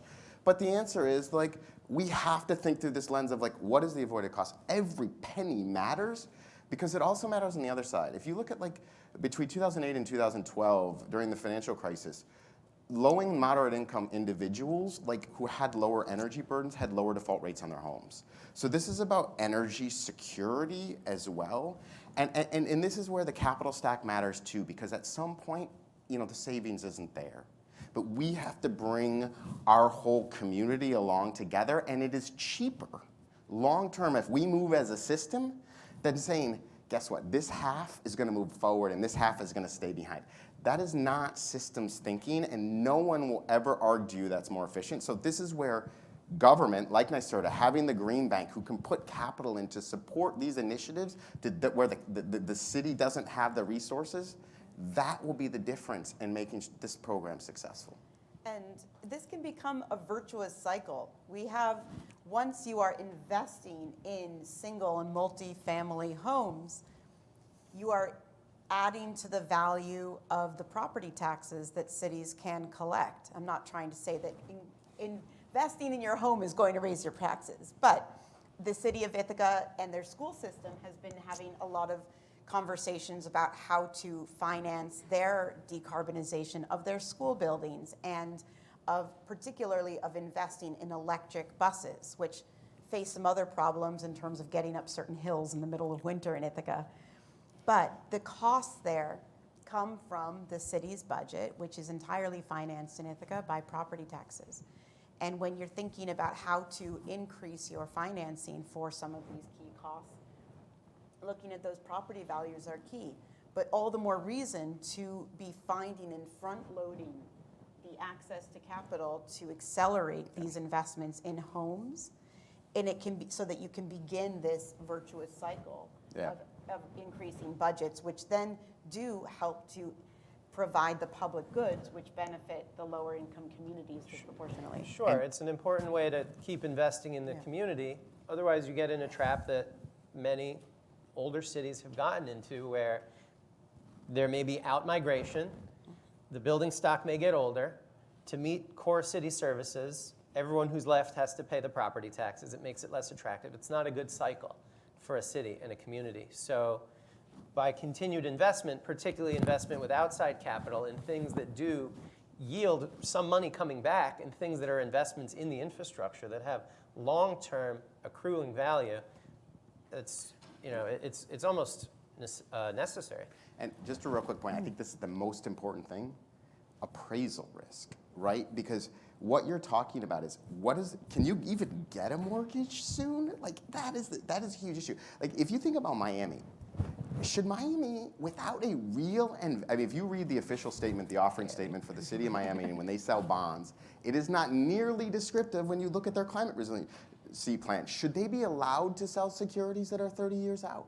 Because the present value of the flooding and the risk to their economic activity in downtown is so massive that actually using this opportunity to shore up your economic resources and put like a fortress around your tax dollars this is what the opportunity that folks are talking about here. Yep. Great, thank you. I think we might have some time here to kind of open it up to any questions from the audience.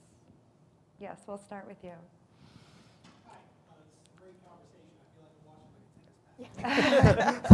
Good. We joked it would be like that. Anybody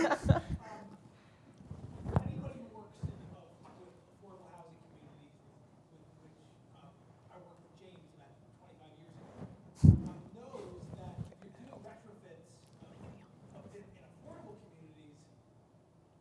probably going to be more cost to deferred maintenance to address than the retrofit, the heat pump, and everything else.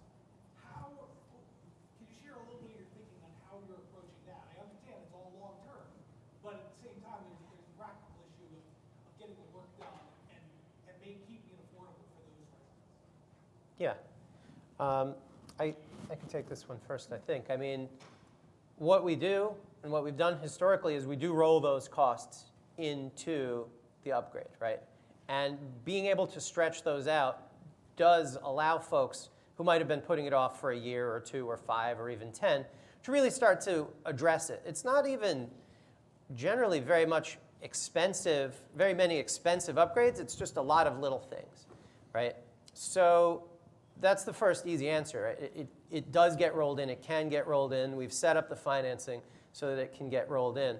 It does lead to the question of, though, right, do we want in the community to have people living in substandard accommodations, or do we need to upgrade it? And I think the answer is it needs to be upgraded. So this is some of the conversations we're having with foundations in particular to help cover the costs that may be coming from folks who have been, from affordable buildings and affordable communities.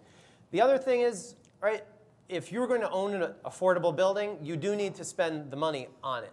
And so somebody will need to spend it. And if push comes to shove and one building owner can't meet the goals and another building owner needs to purchase the building from them, that's a route too. But this is me from the business and loan side talking. I agree. From the city side as well, we think that the costs need to be essentially amortized towards the initial investment costs in order to safeguard access and maintenance, ensure the likelihood of good maintenance going forward, particularly for cities that don't have major budgets for additional public housing. Yeah. And I think that this is, listen, general, it's called like year 15 or preservation and preservation of affordable housing and how we solve the affordable housing is like a huge challenge. And like the deferred maintenance, for example, if someone says like, how do you solve environmental justice in the United States? Like the first big answer you could have is like fully fund NYCHA, right? Like fully fund public housing in the United States, and like maybe DOE can underwrite underwriting risk that HUD is not taking to help support a lot of this stuff, for example, because basically like what you need, in order to solve for affordable housing, you have to move all these agencies to come along. I mean, when I was at and this is just real quick, when I was at the state of New York, I wrote a thing called the Raise the Green Roof, which was bringing together NYSERDA, the State Housing Agency, and the Green Bank. And the idea is you need pre-development capital. Like, how is it that you actually get buildings in the pipeline? Energy audits are expensive. Like, Ithaca needs pre-development dollars to solve that. How do you get in the pipeline? Then you need a building stock to assess it and underwriting, and then you need the long-term capital. But this is dramatic underfunding of public housing is not going to solve it. But the whole point is that we have a history of not having affordable housing have high design standards and design guidelines. I mean, I'm super excited about what New York State may be rolling out. CPC here in New York is doing amazing things and thinking about changing green underwriting. And so, it's how do you push the envelope on that side to really be changing the game on housing too? Yeah. I mean, it's as simple as something we're dealing with, right? Weatherization assistance funding it has certain barriers that we can't use it in the ways that we want to be able to use it and should be able to use it.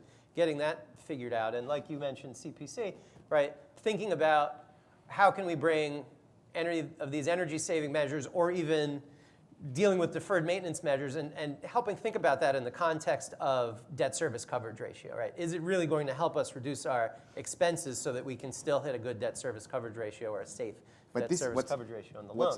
Yeah. What's massively important to think about this, though, is that for affordable housing, though, looking inside the operating budgets is one of the single most important things folks can do, because, and this is a cross portfolio with multifamily lending. If you're a multifamily lender, why are you not lending? If you have someone who has oil in their building, they have a high operating cost.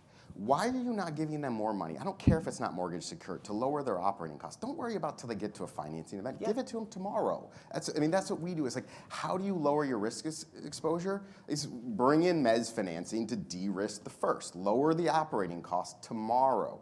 And so affordable housing is, you just have really, like, dealing with government and dealing with all that. You need to create clear paths to decarbonization in government buildings, and like that's greasing the wheel all the way up to the top of HUD and DOE and whoever else to allow that friction to flow out of the system. And I'll just get a quick one. yeah, of Sorry. course.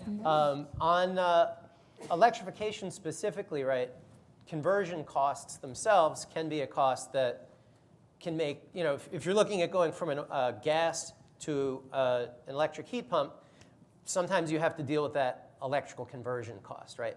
An electrical conversion is something that can last for a very long time. So that is something that particularly you can start to say, okay, well, that's not a hard asset that we can take out, but it is something that if you're spending a lot of money on your installation total on things that do last a long time or electrical conversion, you can start to really justify saying, okay, we're not going to look at 15 years. We're going to look at 20, 25, 30 years.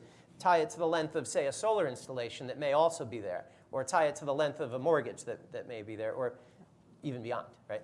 So go ahead, Sal. Oh, no, I was going to make a parallel to where, to the DOE and the situation where the pipeline is one of the challenges faced in terms of deployment. We have so many upfront costs.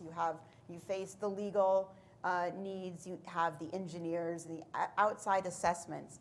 It's very similar here for the housing situation in terms of trying to ensure that we have the right pieces in place to identify the types of projects that are feasible, that are actionable, and that are real. And I would love to see municipal and state level, in particular, assets allocated to subsidize the development of more proposals so that we are actually getting many more of these in upfront, because it's one of the larger deterrents in terms of where we are seeing, I think, hang-ups in the system. Yeah, there's the pre-screening, right? And then there's the actual design. And, right, single-family properties can have relatively similar designs. Still, there's work that needs to go in there. Multifamily buildings, the design gets exponentially more complicated, and that goes up further to building management system-driven commercial buildings, skyscrapers, et cetera. Getting to that level, right, and I think between the level of the full-blown, if you're familiar with New York City, Local Law 87 energy audit, and the what do we just need to do to get this building going on a bare bones basis, something in the middle to really say, hey, here's the right thing to do right now. That's a great use of funds from a public direction. And a final note, but how are we ensuring that the deferred maintenance costs and all of these needs are met in economically and environmentally just ways? This is where building codes, again, are going to play a very important part, not only in guaranteeing that our new building stocks are all energy efficient and up to our new environmental codes, but in ensuring and holding landlords accountable for ensuring that those, particularly in a place like Ithaca, which has such a large landlord-held building stock, that they are doing all that they need to be doing to keep in touch with codes and local laws about livability. Thank you. Okay, let's try to squeeze in a couple more questions here. Far over there, you, and then you can go next there at that table. This is amazing. It's kind of one of my soapbox issues with the affordable housing.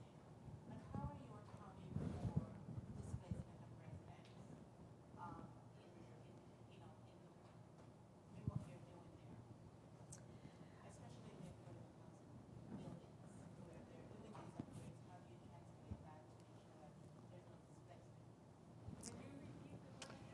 Yeah, so the question is an important one about how are we handling displacement during building upgrades, as well as, are you thinking longer term or shorter term for upgrades? Longer term, yeah. Like getting priced out. Priced out, yeah, Okay. gentrification. I'm from DC where the building owners, we can do it, but then we have to raise the rent. Right. this is, Ithaca is facing, as many places are around the country, but Ithaca in particular is grappling with a very fraught housing debate about the cost of housing skyrocketing, and particularly in light of COVID and many people moving upstate. The conversation takes a number of different forms. There are, I think, a lot of changes to zoning that in longer term issues would be important to handle. There are conversations about partnerships with hotels, which in Ithaca is a conversation that is easier to have because many of the hotel stock is vacant for much of the year and makes up its money during graduation weekends. So there are a number of options, but it's truly a conversation that is ongoing. And I think, as Cullen was saying, there are a lot of reasons for doing many of these renovations and reforms to buildings very expediently and in ways that are hopefully not impacting or disrupting power service or others very much. And well, is there a particular approach? Yeah. It's the hope generally. Buildings need to be upgraded over time broadly. Boilers break, Yeah.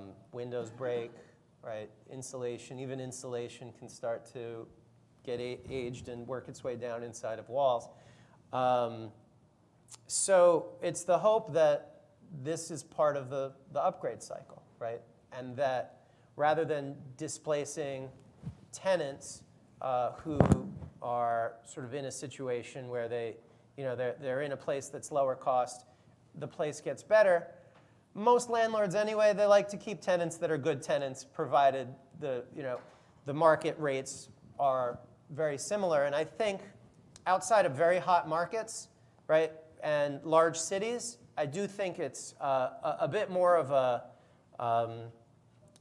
making sure that you have consistency rather than turning your tenants to take advantage of some hot rise in the market. So hopefully we can work around things that way too. But it's as Vanessa said, it's a question that continues.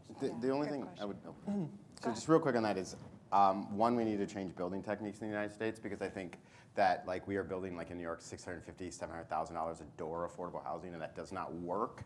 And second of all, I think the big thing here is zoning too, and we have to think about working with buildings departments within cities to expedite this. For example, I'm working, when I was at the state, it's now, I think, going to get built out in Long Island. It's a company called Project Utopia that I brought in from the UK that is going to build perhaps a carbon negative home that they were able to do overseas at under $50,000 a unit. And if we can bring it in here, you can change the dynamic. It is like a completely smart home. It's sponsored by Samsung. It's got this it is completely carbon negative, but it's like you have to change the entire mindset, zoning, this, that, and the other thing, because if you have a really desirable place that has really low energies, that's great. Cities are amazing inventions. Move there, but you need to create the infrastructure to support that. Yeah.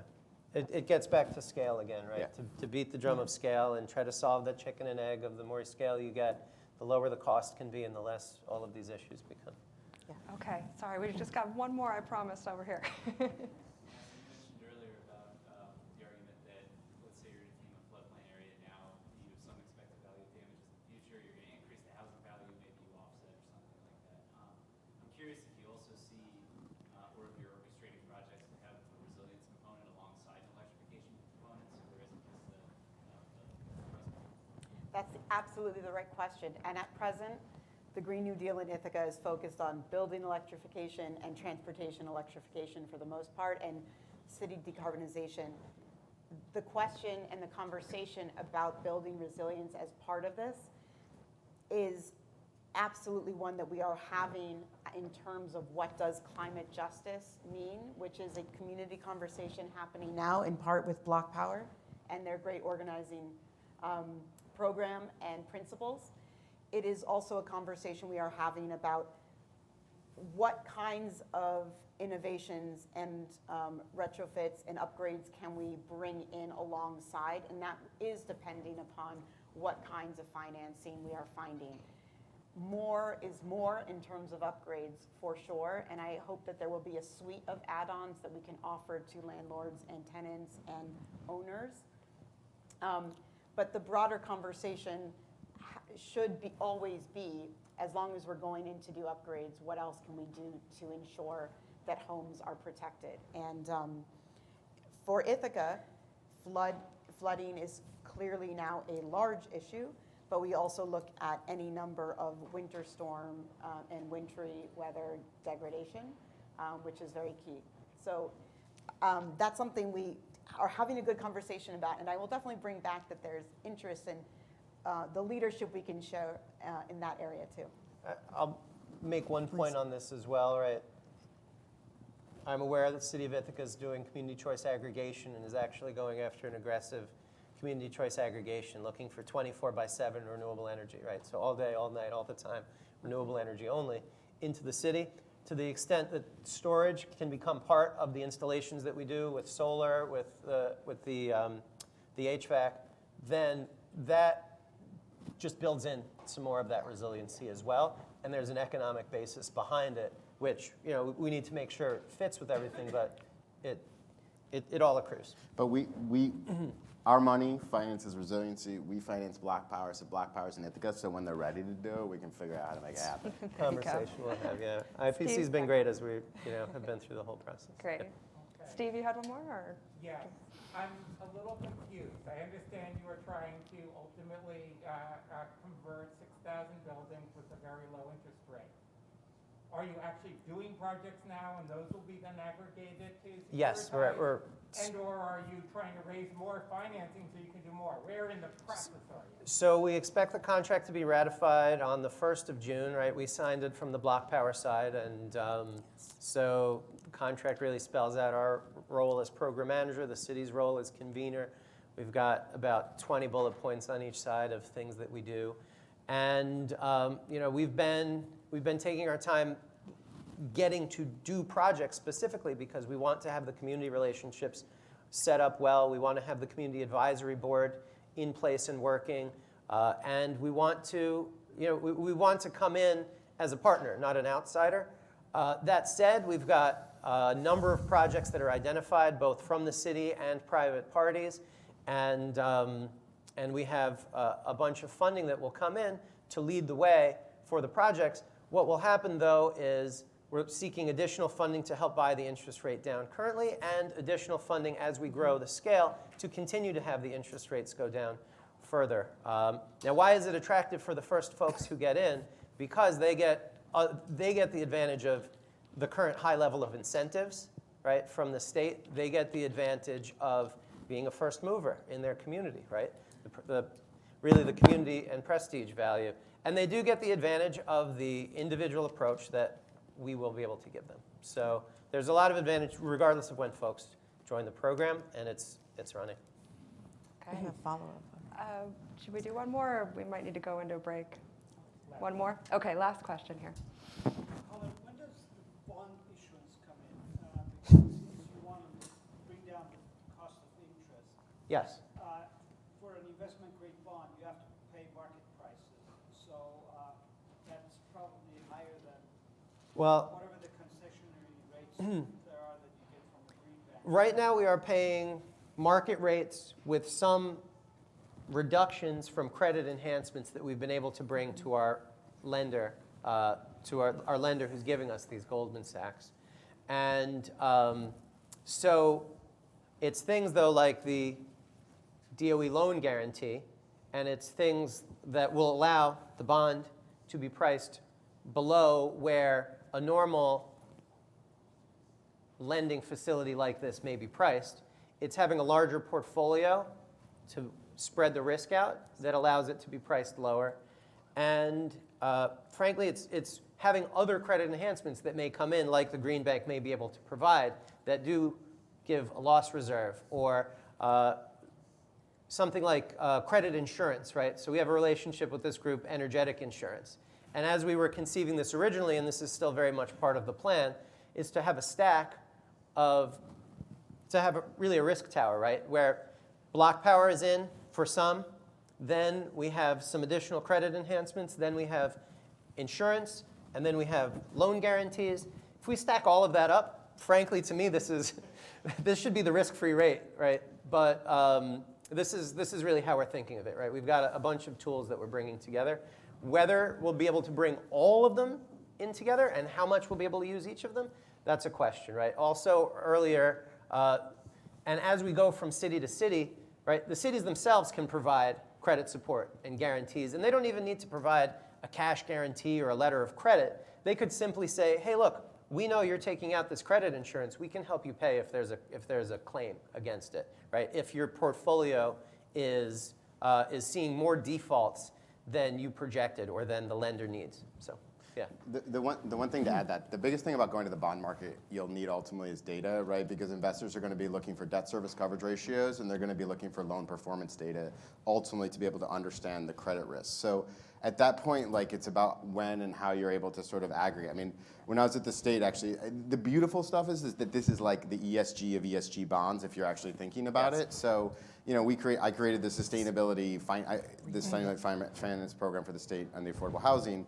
But what's really interesting about this on the bond side too, is that for affordable housing, this can all be done with recycled volume cap, which has not been talked about because states that have shortage of resources to finance this, there's another resource out there to do this.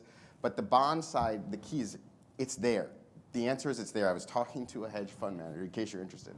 I was talking to a hedge fund manager who runs a bunch of Northern European pension fund money, and I said, here's the deal. I got a bunch of lending that if we could get you a huge basket, is there a number that you would put on that?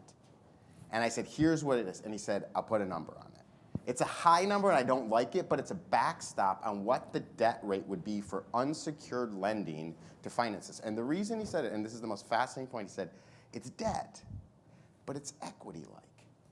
Because in fact, like, you think about the appraisals. If every building's increasing their appraisal, or even not losing its appraisal, like, it's a bond and it's debt, but you're adding equity to communities. So it's a very different debt style structure where I think you could drive massive forms of capital into it from a bond. But it's about data, loan performance, because folks are going to be looking like what's prepayment speeds and all that other stuff to put together into a financial instrument. Yeah, so, right, we're getting a bit more projects in the pipe, and that will allow us to have more of that data to take it out.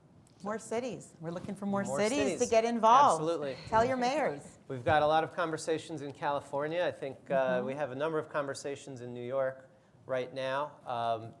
You know, we very much are New York City and upstate New York. That's where we're doing a lot of our projects. So other cities and communities that want to participate, I know the folks in Ithaca are. Yeah. Not to throw you under, but I know they want to talk with other cities too. So We absolutely do, and we see this as an investment in the region. It is, when we talk about law of large numbers and scale, Ithaca is much more effective and efficient as an agent of change when partnering with our neighbors in Rochester and Syracuse and even Buffalo and beyond.